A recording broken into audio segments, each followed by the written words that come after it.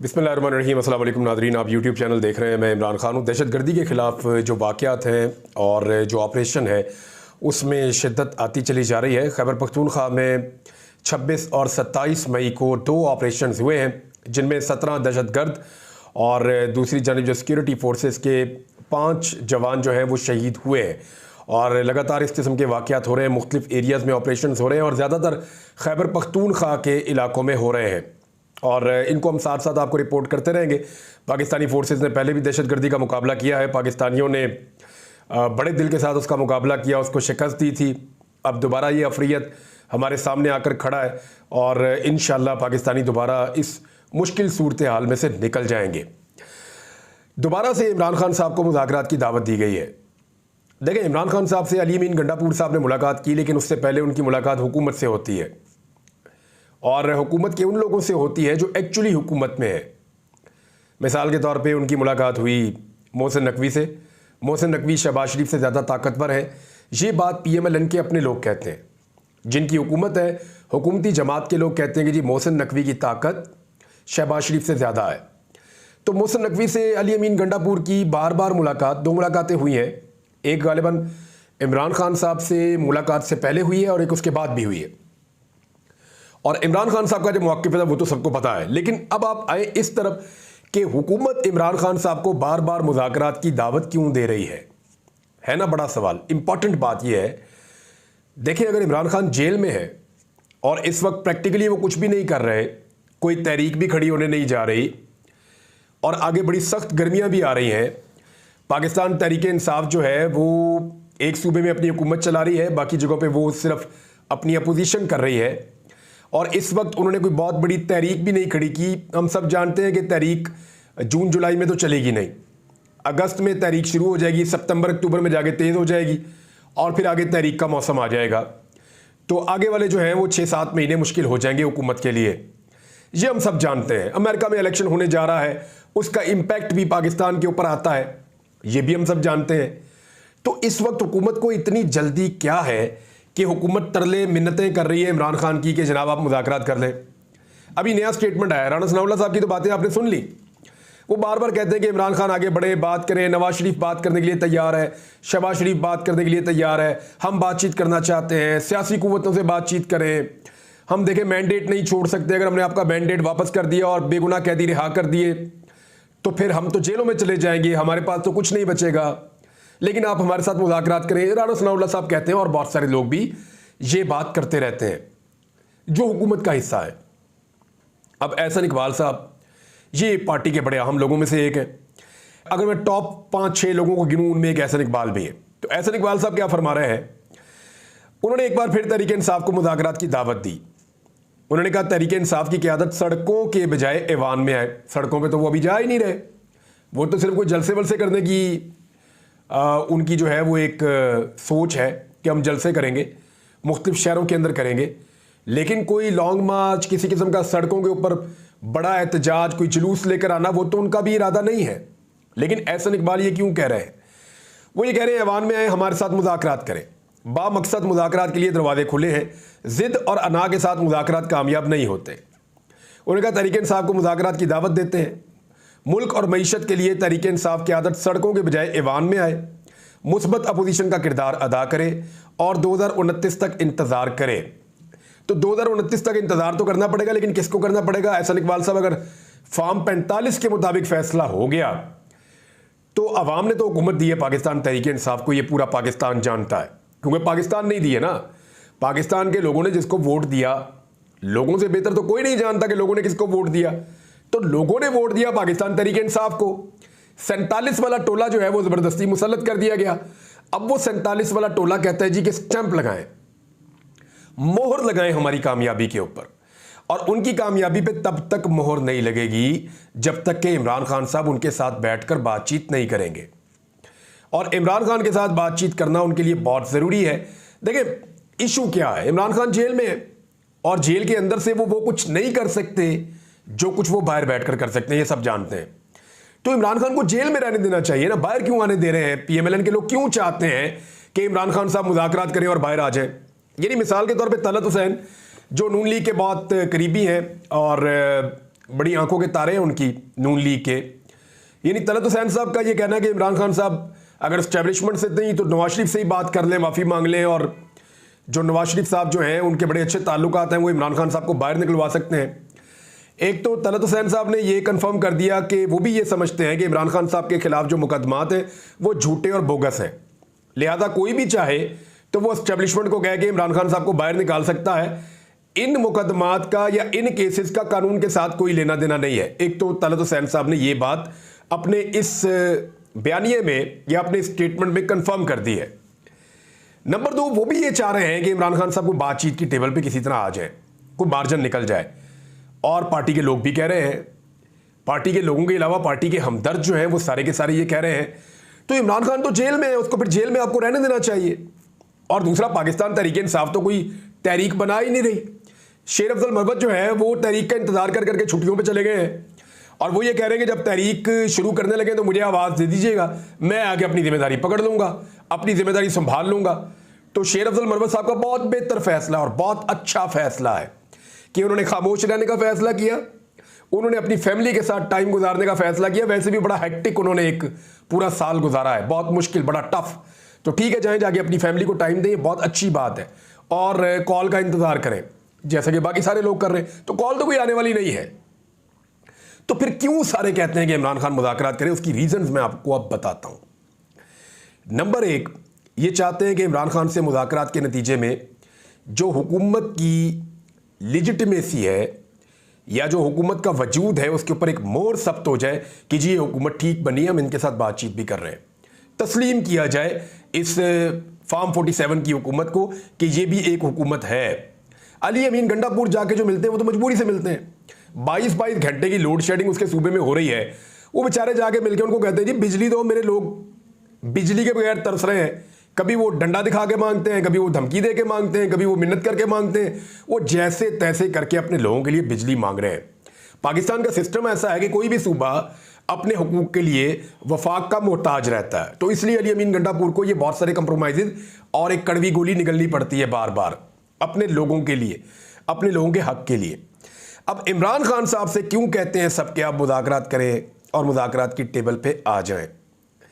हुकूमत ये चाहती है कि इमरान खान साहब हर हाल में अब जेल से बाहर निकल आए, क्योंकि हुकूमत को इस बात का आइडिया हो गया है कि जेल के अंदर रखकर उनको तोड़ना तकरीबन नामुमकिन है। इमरान खान को जेल के अंदर सारा कुछ ट्राई करके देख लिया, सख्ती करके देख ली, गर्मी के साथ तंग करके देख लिया, मच्छरों के साथ तंग करके देख लिया, बहुत अजीबोगरीब सूरत हाल में उनको रख के देख लिया, बारिश की जो सहूलतें आई, मुश्किलात आई उसके साथ देख लिया, खाने पीने के मामलात, मुलाकातों के मामलात, पाबंदियां लगाने के मामलात, सब कुछ करके देख लिया।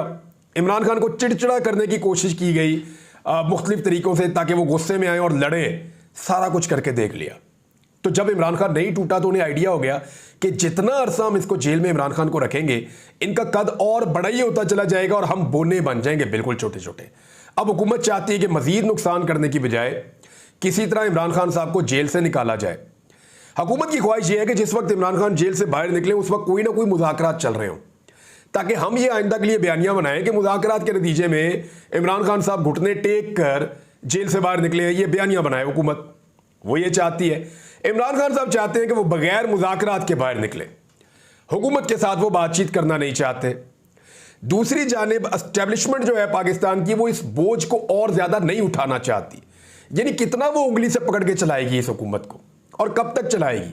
पिछले 2 साल से एस्टेब्लिशमेंट इस हुकूमत को उंगली से पकड़ के चला रही है, गोद में बिठा के इनको झूले दे रहे हैं।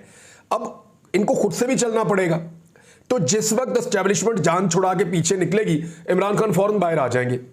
अदलिया वैसे ही जो है वो होश पकड़ चुकी है और अदलिया अपनी खोई हुई स्पेस वापस हासिल करने के लिए फैसले दे रही है धड़ाधड़। अदलिया के फैसलों के नतीजे में अगर इमरान खान साहब खुद बाहर आ गए ना, तो ये हुकूमत कभी भी उनको टैकल नहीं कर पाएगी, ये सब जानते हैं। तो उन्हें कुछ ना कुछ ऐसा चाहिए कि इमरान खान जब बाहर आए तो हमारे पास ये बयानिया हो कि हमारे साथ जनाब बातचीत कर रहे थे। आपको याद होगा एक सहाफी ने यह कहा था कि नवाज शरीफ ने बात की थी एस्टेब्लिशमेंट से, उसके नतीजे में इमरान रियाज अपने घर वापस आ गया। एक सहाफी ने यह क्लेम किया था, तो वो बिल्कुल फारग और झूठा स्टेटमेंट था। मैं उसकी तह तक गया हूं, ये तो सवाल ही पैदा नहीं होता, ऐसी कोई चीज है ही नहीं। मैं उसकी तह तक गया और मुझे पता है कि क्या हुआ और कैसे हुआ। बहरहाल एक सहाफ़ी ने ये क्लेम किया था, ये इसलिए कि कुछ ना कुछ करके इमरान खान का जो सियासी कद है उसको छोटा किया जाए, लेकिन इमरान खान साहब इनके साथ मुज़ाकरात करने के लिए तैयार ही नहीं है। उधर अली अमीन गंडापुर साहब मुलाकात करके आते हैं, साथ ही इमरान खान साहब जो है वो हमूदुर-रहमान कमीशन रिपोर्ट जो है जिसको पाकिस्तान की एस्टेब्लिशमेंट आज तक हजम नहीं कर पाई, उस रिपोर्ट को वो अपने अकाउंट के ऊपर लगा देते हैं और वो कहते हैं कि हर पाकिस्तानी को ये रिपोर्ट पढ़नी चाहिए। इमरान खान साहब के अकाउंट पे क्या लिखा गया उनकी मर्जी से वो मैं आपको बता देता हूँ। हर पाकिस्तानी को हमूदुर-रहमान कमीशन रिपोर्ट का मुताला करना और ये जानना चाहिए कि असल गद्दार कौन था, जनरल याह्या खान या शेख मुजीबुर रहमान। और ये इमरान खान साहब ने एक स्टेटमेंट दिया, उसके नीचे एक वीडियो मौजूद है, गद्दार कौन, शेख मुजीब या जनरल याह्या। उसके बाद पाकिस्तान तहरीक इंसाफ ने बहुत सारा मुवाजना पेश किया और ये जो हमूदुर-रहमान कमीशन की रिपोर्ट है ना, ये बहुत एक तफसीली और एक लंबी रिपोर्ट है। जब जुल्फ़िकार अली भुट्टो ने इसके ऊपर इंक्वायरी की थी पाकिस्तान 2 लाख होने के पे, तो क्योंकि बहुत प्रेशर था, बड़े हालात बहुत अजीब थे, फ़ौज बहुत डीमोरल थी, पाकिस्तानी जो है वो बहुत परेशान थे, मुल्क 2 टुकड़े हो गया था, तो फिर एक कमीशन बनाया गया था जिसकी सरबराही हमूदुर-रहमान साहब कर रहे थे और उस कमीशन ने एक बड़ी तफसीली रिपोर्ट बनाई थी। उसका एक हिस्सा पहले जारी किया गया, एक हिस्सा उसका बाद में जारी किया गया। उस रिपोर्ट में बहुत सारी रिकमेंडेशंस और बहुत सारे हकायक लिखे गए थे, बहुत सारे इंटरव्यूज़ किए थे इन लोगों ने, ये जो कमीशन के लोग थे बहुत इंटरव्यूज़ किए थे और बहुत सारे हकायक सामने लेकर आए थे। उन हकायक की मौजूदगी में जो दिखाई देता है इस रिपोर्ट को अगर आप पढ़ें, तो शेख मुजीब से बड़ा मुजरिम पाकिस्तान के 2 लाख होने का वो उस वक्त का मिलिट्री डिक्टेटर याह्या खान था और याह्या खान का इसमें बहुत बड़ा कसूर है। ये पाकिस्तान की एस्टेब्लिशमेंट इस बात को मानती है, वो इस बात को तस्लीम करते हैं। जिस तरह वहाँ पे सरेंडर हुआ, जो सूरत हाल बनी ढाका में, जो फॉल ऑफ ढाका हुआ, उन सारी चीज़ों को जो है वो हम अपने मिटा तो नहीं सकते तारीख के औराक में से, वो बाकायदा तारीख का हिस्सा है। और हमूदुर-रहमान कमीशन रिपोर्ट जो है उसके तमाम एक एक करके जुज़ जो है वो पाकिस्तान तहरीक इंसाफ ने और इमरान खान साहब ने पेश कर दिए। यानी इमरान खान साहब का भी कोई ऐसा मूड नहीं है कि वो फौरी तौर पे मुज़ाकरात की टेबल पे बैठ जाएं, वो डील नहीं करना चाहते, बातचीत करने के लिए वो तैयार है और बार बार कहते हैं आओ बैठो बात कर लेते हैं। देखिए, अगर किसी को ये लगता है कि इमरान खान जेल के अंदर बिल्कुल बेबस है तो ऐसा नहीं है। वो हर थोड़े दिन बाद कुछ ना कुछ करके एक नया कट्टा खोल देते हैं। इमरान खान साहब जेल के अंदर बैठकर भी इतनी बड़ी प्रॉब्लम क्रिएट कर देते हैं अपने तमाम मुखालिफिन के लिए, चाहे वो हुकूमत का हिस्सा हैं चाहे वो गैर सियासी लोग हैं, सबके लिए इमरान खान साहब ऐसी मुसीबत खड़ी कर देते हैं कि सबको अपनी पड़ जाती है। और उसके बाद जब वो उस मामले में से निकलते हैं तो इमरान खान साहब जेल के अंदर से बैठ के एक नया इशू खड़ा कर देते हैं। तो ये इमरान खान साहब की पॉलिटिक्स, अगर कोई कह रहा है कि बहुत बुरी तरह नाकाम है या जेल के अंदर से वो पॉलिटिक्स नहीं कर पा रहे, तो ये एक खाम ख्याली है, इसके अलावा कुछ नहीं है। ये मामला यूं चलता रहेगा अभी और हुकूमत मुज़ाकरात की मिन्नतें करती रहेगी, लेकिन मेरे ख्याल में इमरान खान साहब वो हुकूमत से मुज़ाकरात नहीं करेंगे, ख़ास तौर पे उन 3 जमातों से मुज़ाकरात नहीं करेंगे जिन्होंने इमरान खान साहब का मैंडेट चोरी किया है। हाँ, बाकी जमातों को वो आहिस्ता आहिस्ता साथ में ला लेंगे।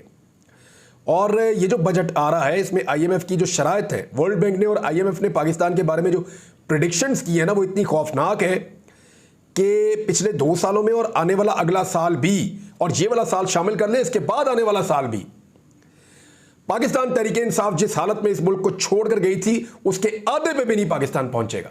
अब आप अंदाजा कर लीजिए, जो तरक्की की शरह इमरान खान साहब छोड़ के गए थे उसके आधे पे भी नहीं पहुंच पा रहे ये अब तक, और अगले सालों में भी कोई उम्मीद नहीं है। और जो महंगाई के ऊपर कंट्रोल और चीज़ों को इमरान खान साहब ने मईशत को बेहतर किया हुआ था अपने दौरे हुकूमत में, ये पूरा जोर लगाने के बावजूद उसके आधे तक भी नहीं पहुंच पा रहे। और अभी कुछ फैसले IMF के कहने के ऊपर ऐसे कर दिए गए हैं कि आपकी मईशत के अंदर बहुत बड़े बड़े झटके आने वाले हैं। पाकिस्तानी जो है वो बहुत बुरी तरह महंगाई की चक्की में पिसने वाले हैं और हालात ज़्यादा मुश्किल हो जाएंगे पाकिस्तानियों के लिए। ये इकोनॉमिस्ट कह रहे हैं, मैं नहीं कह रहा। मैं उनके स्टेटमेंट्स आपको नेक्स्ट किसी वीलॉग के अंदर बता भी दूंगा, लेकिन एक चीज़ मैं आपके सामने रखता हूँ और ये ज़रा तस्वीर आप देखिए। ये हमारे एक सहाफ़ी हैं जिनका ताल्लुक़ सिंध से है और मेरी बात भी हुई बहुत सारे सहाफ़ियों से जो उनके साथी हैं गोटकी में। उनसे मैंने पूछा वाक़ये के बारे में, तो नसरुल्लाह साहब हैं और शहीद हो चुके हैं, नसरुल्लाह गडानी। मैंने इनके बारे में पहले भी ट्वीट किया था, आवाज़ भी उठाई थी। इनके ऊपर 2 कातलाना हमले पहले हुए थे और 1 कातलाना हमला अब हुआ और उसमें इनको 3 गोलियां लगी थी। ये इंतकाल फरमा गए, शहीद हो गए।